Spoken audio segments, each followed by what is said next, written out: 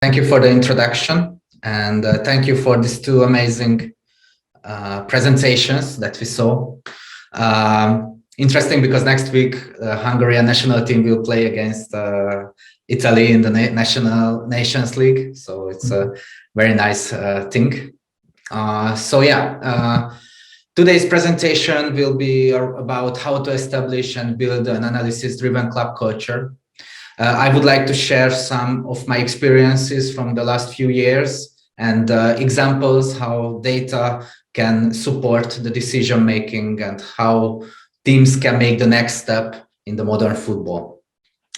So the main parts that we will talk about, the structure of a club. We will talk about the main key roles, key functionalities in a club, and of course we will see what issues we currently have and what issues we have to solve.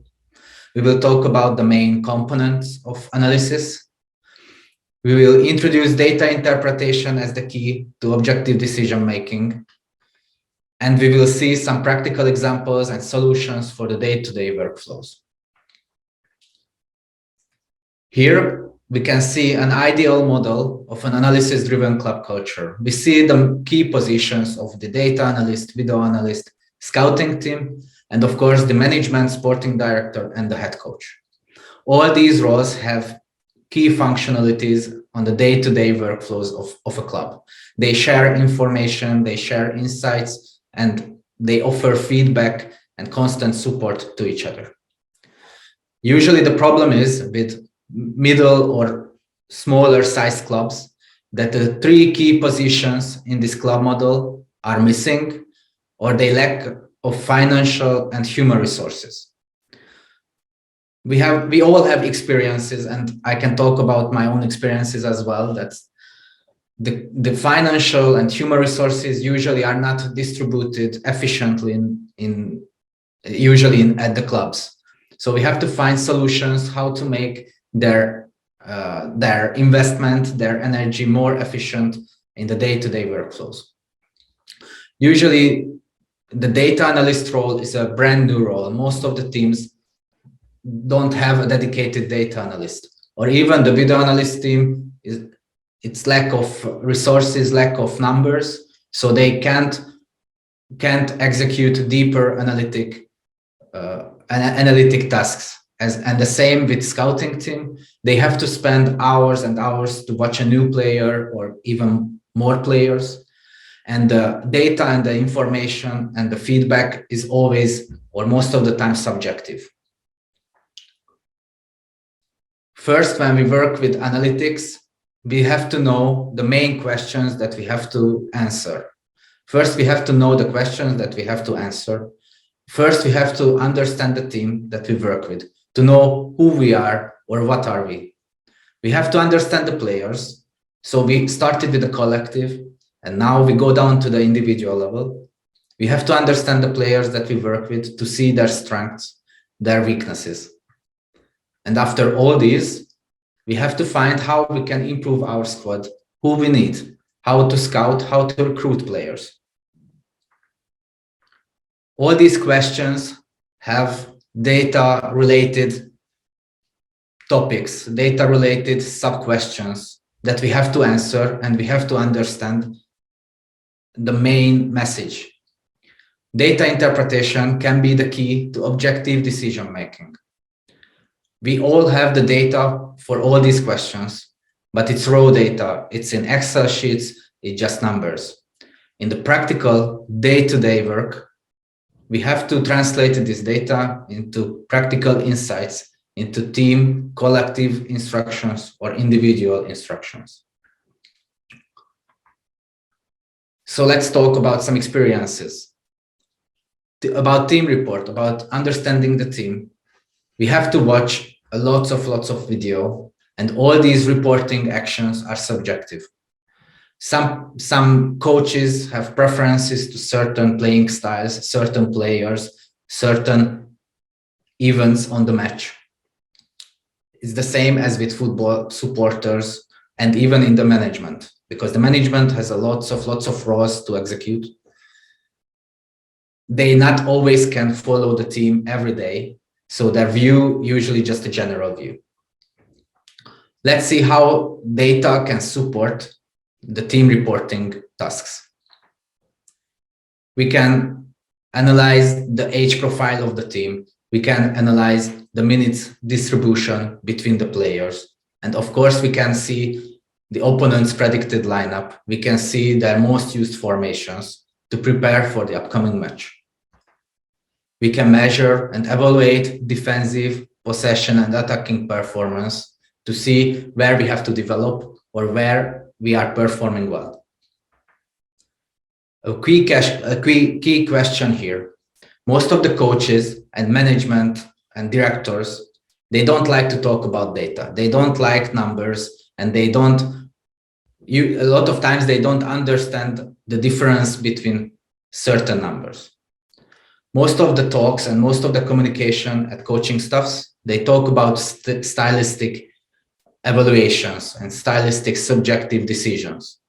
So our aim, our vision is to turn the raw data into style-based understanding, because it's a more easy to communicate and easy to apply way to talk with coaches. And of course, if we can automate these team reporting tasks, it can save lots of time for analysts. So that we talked about, this lack of resources for the video analyst team can be reduced. That we talked about, it also can measure the strengths of the team, where they perform well. This data interpretation can show us the weaknesses, where we have to improve. And we can go one level deeper into the measurement, and we can see the individual traits that affect the performance of the team. Let's see an example for this. Here we can see an evaluation of the attacking style of a team and attacking performance. Here we can see the key performance indicators for the team. And one thing is way off in this evaluation. The finishing aspect of the team is way off. They are really, really underperforming. So the main question that we have to answer, what is the issue with finishing? Is it individual weakness? Is it because of one player missing chances? Or we can't create chances, the lack of chances? Or just we have bad form, just bad luck? With good interpretation, we can translate the raw data into practical insights and practical evaluation. And for optimal improvement, the team must know the starting point. Where are we now? Here is another example. We analyzed and measured Liverpool style overview from the previous season of the Premier League. We can see their defensive evaluation. We can see their defending style, and we can see their performance as well.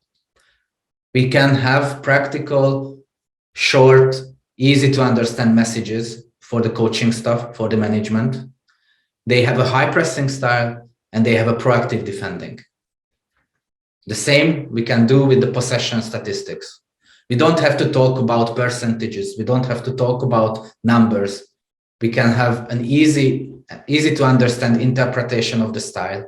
They play a vertical possession and they switch sides frequently.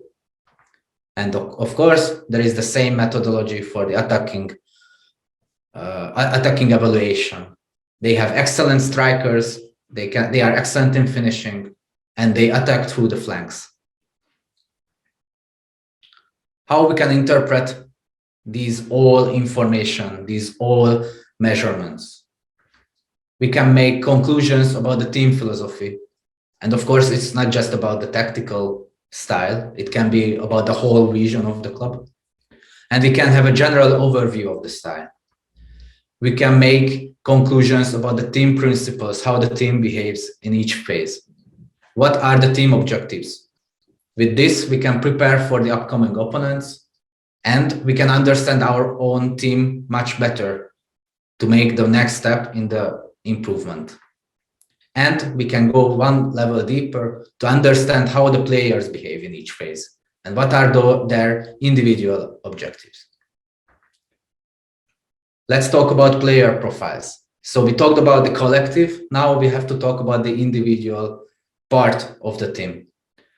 Most of the time, coaches, management, they talk about player positions, they talk about player roles, but most of this communication is very subjective.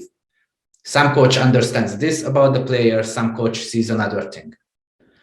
We have to make an objective measurement and an objective evaluation of the players.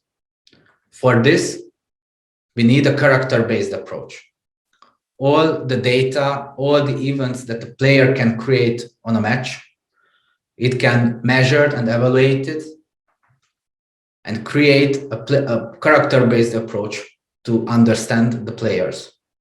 For example, here we can see the fullbacks. We split the fullback position into three main roles. For defensive fullback, who is more a classical fullback, a crossing specialist who works mostly at the sideline, or a wide progressor who is mostly occupied or busy with the possession side of the game. With this objective, character-based approach, we can determine the player tactical familiarity, how two players can work together, how we can optimize their performance and their tactical role in the collective, in the team. If we know the objective player profile of a player, we can reduce the transfer risks.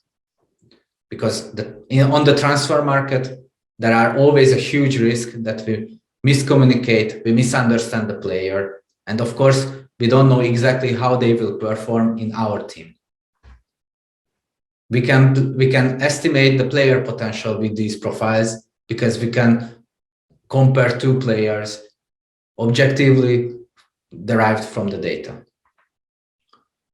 Let's see a practical example. Here is an example of a style overview of a player.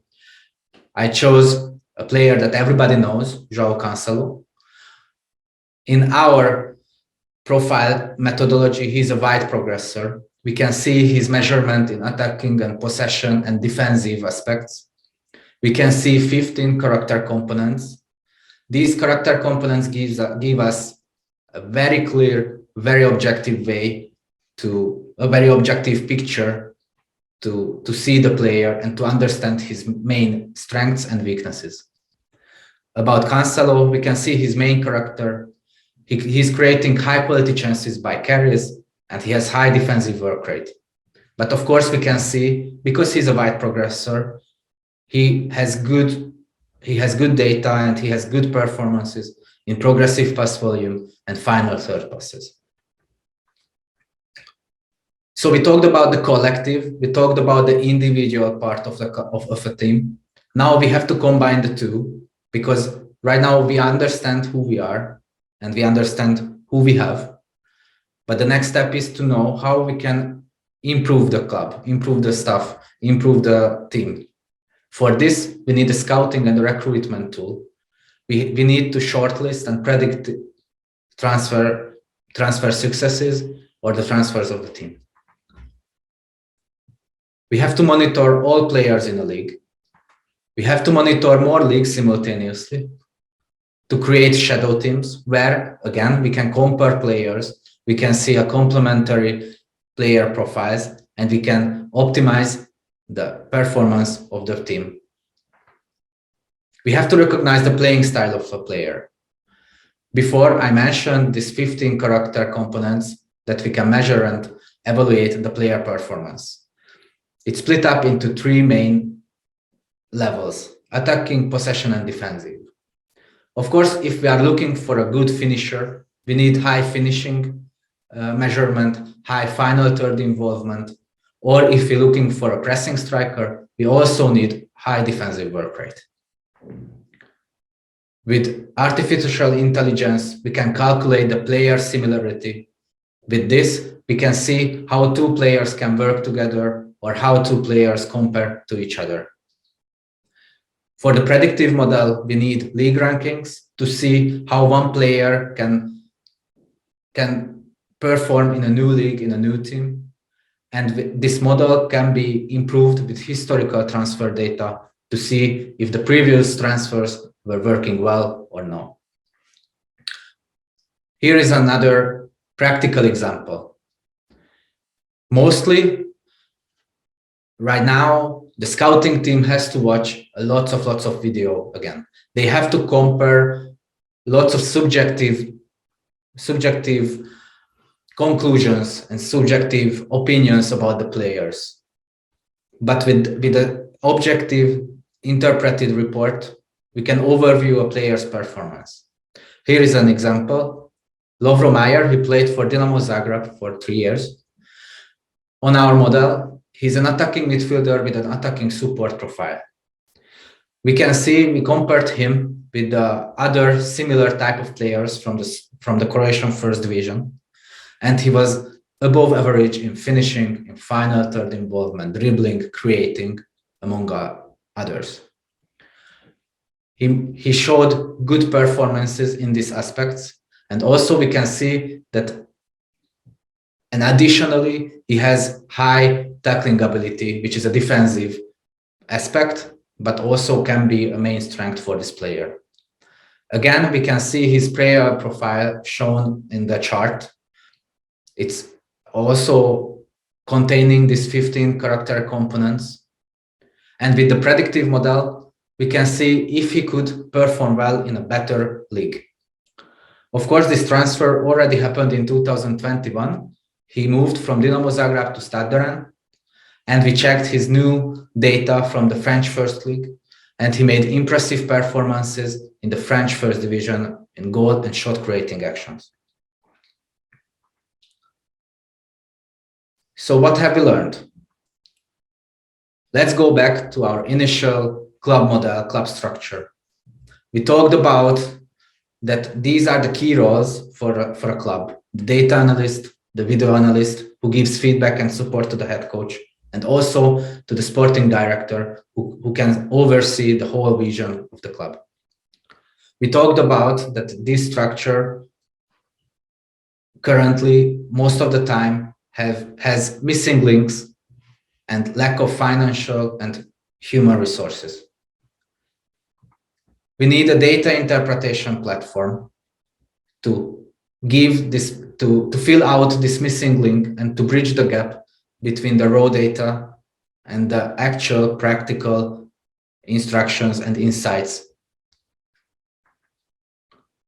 Of course, this platform can help the data analyst directly, or it can have indirect influence on the rest of the positions. The most important part, that the data interpretation can help to translate the raw abstract data and can help to improve the communication in the club and to help to translate these insights onto the pitch to help optimal performance on and off the pitch. The main features of the platform: we can use it for team analysis, opponent analysis. We talked about the player profiles. We talked about the performance index. The two together can help our scouting and recruitment processes. And of course, all the parameters are customizable for analysis. In my opinion, for the optimal improvement of the clubs, these features are the requirements to make the step in this analysis-driven path. We have to use advanced metrics, but in understandable way to know the team and the player performance. Thank you for your attention. Thank you, David. I have one question from Gilead Golemi. What about the 1-versus-1 defensive abilities from Cancelo? He is one of the fullback that is most dribbled from the opponents. Of course, the data, all of these character components are complex metrics. So the tackling ability and the 1-versus-1 defensive ability is not just about the most dribbled. It can have aerial duels, it can have defensive contacts, loose ball contacts as well. So we tried to create more advanced metrics from the basic data, because with this we can give more actual and practical insights. Okay, so I have a next question. So according to your experience, like you personally, are the coaches open to the analysis-driven approach? I think the main thing here is, the main question here is how we can communicate these insights, how we can start the communication with the coaches, and how we can help them to see the value of this objective decision making.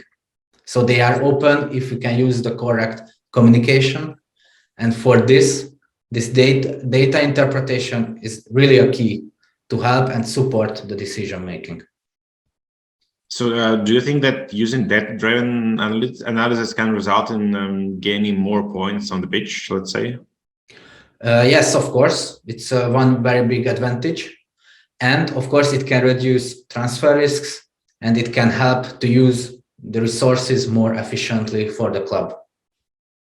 Okay, thank you. So I think if we have more questions, I don't think so, but still, if someone would like to learn more, of course, you feel free to contact both Dávid László and also XFB Analytics. So just to learn more and maybe to study what they can offer to you. So thank you so much, Dávid, for being with us. Enjoy the rest of the day and hope you have a nice one. And good luck for Hungary as well with the national team and the national team games. Thank you. Have a good day and have a good. Hey, you too. Thank you.